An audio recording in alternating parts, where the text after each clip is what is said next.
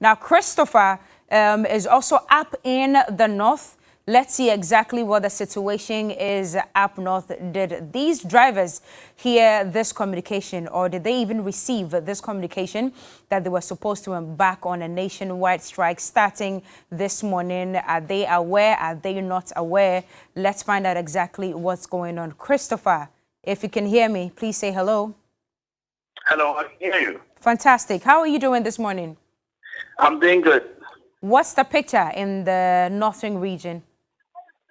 Yeah, so in the northern region, especially the regional capital, Tamale, the drivers are divided into two. We have some who today are saying that they are going to comply with the directive, and we have others who are not. Now, the majority are those who are not complying with the directive, not to work today. And when I visited the main transport yard earlier, they were seated. Most of the drivers had come and they were seated. Unfortunately, some of the drivers came and they started loading. So they all joined after making some noise that, we were all told not to work today, but why are you working? So because there was no agreement, all of them started loading. So at that particular station, that is the central business town where they have these private stations around, they are working.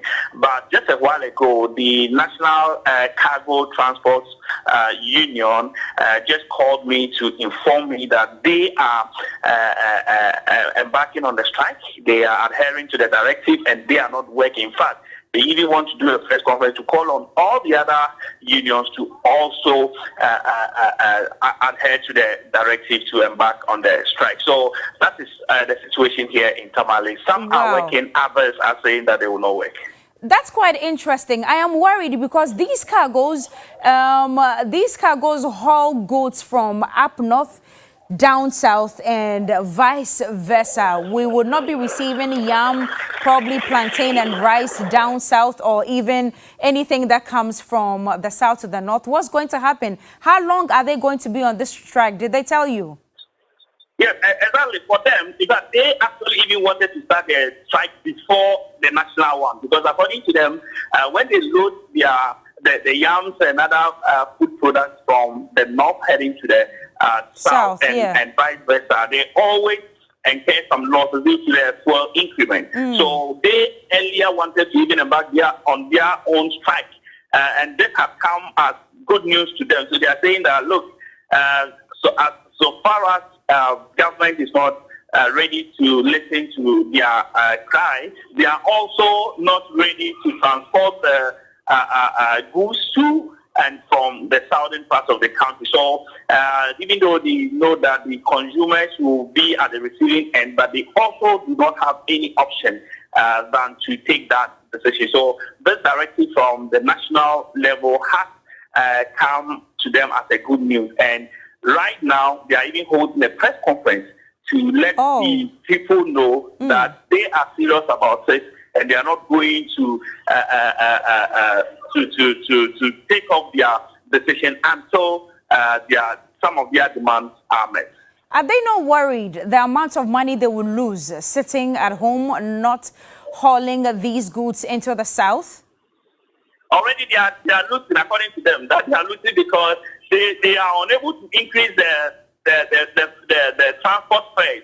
For instance, if they take 100 tubers of yam from Tamale going to the south, Kumasi or Accra, they charge 80 Ghana cedis per 100 tubers. Even though the fuel prices have gone up, they are unable to increase the fare for the 100 tubers.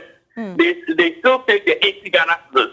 So that is a loss on its own. So that is why they are saying that, look, we are unable to increase the price for the amount of money we take for the 100 tubers from 80 Ghana to maybe 85 Ghana or 90 Ghana.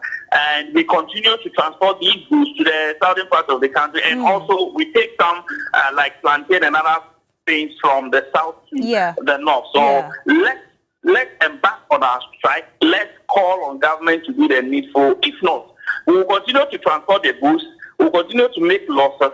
And we can't also increase the price, even though the fuel prices have gone up. So that is their worry, and they don't care if they are losing, because already they are losing.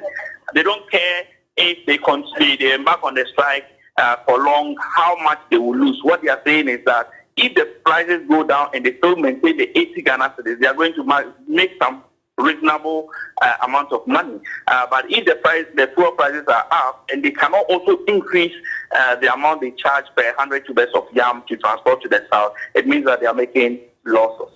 Okay, so the owners of these bags of rice and tubers of yam that normally will be hauled by these cargo trucks, are they finding other alternative means to bring these things down south?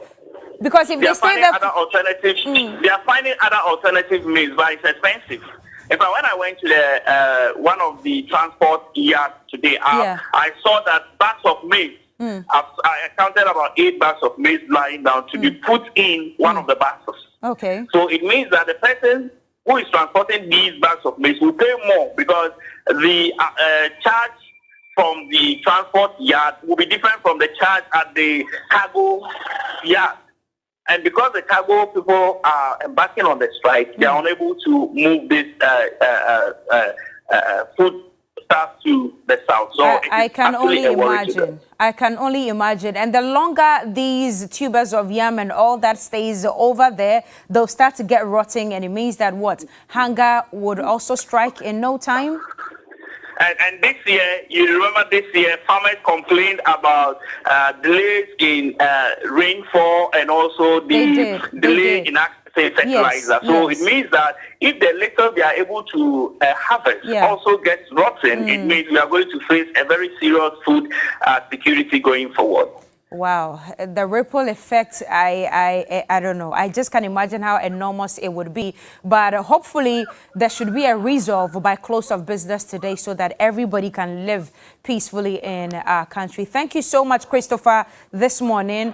We would ask that you keep an eye on the situation for us. If there are any changes, please make sure that you update us. But thank you for your time this morning. Thank you so very much. Well, so that's how we've traveled to some of the regions in our dear country, Ghana, to see exactly what the situation is on this sit-down strike by some of these drivers' unions. They call themselves a coalition of commercial transport operators. They embarked on a strike this morning at exactly 6 a.m. or even before then.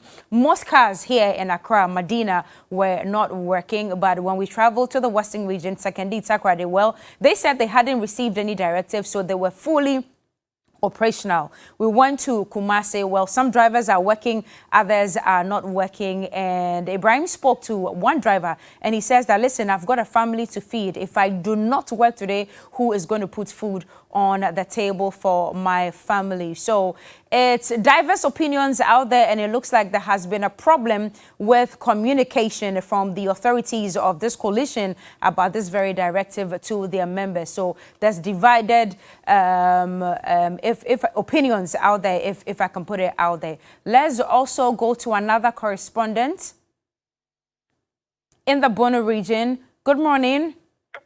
Yeah, good morning. Yes, how are you, sir? Very well, very well. What's the situation in the Bono region, Moses? Currently, I'm at the Wednesday market. That is the main bus terminal for the Bono region. Okay. We got here around 8 o'clock, but it was business as usual. We saw passengers taking their tickets, drivers also, working, business as usual. So we tried taking information or taking for clarification from the GPRTO chairman. And what he told me was that yesterday night in the evening, they had a call from Accra that their leaders are going to meet with the presidency. So they should call off the strike this morning. But then I have the chairman here with me. Okay. Let me throw that question with him so that he will clarify, he'll give us a better answer. Very chairman, well. As I came this morning, you told me that in your call from my national chairman, the strike and then embark. So I didn't hear. And next strike and the union, your professor and your first strike this morning. Oh, We lost him right there, unfortunately. PK Moses, our Bono regional correspondent. Well, that's the picture nationwide as we see it this morning. We'll still keep an eye on the situation and bring you updates on our subsequent broadcast right here on TV3. But this is still TV3 New Day. Let's take a breather. We'll be right back.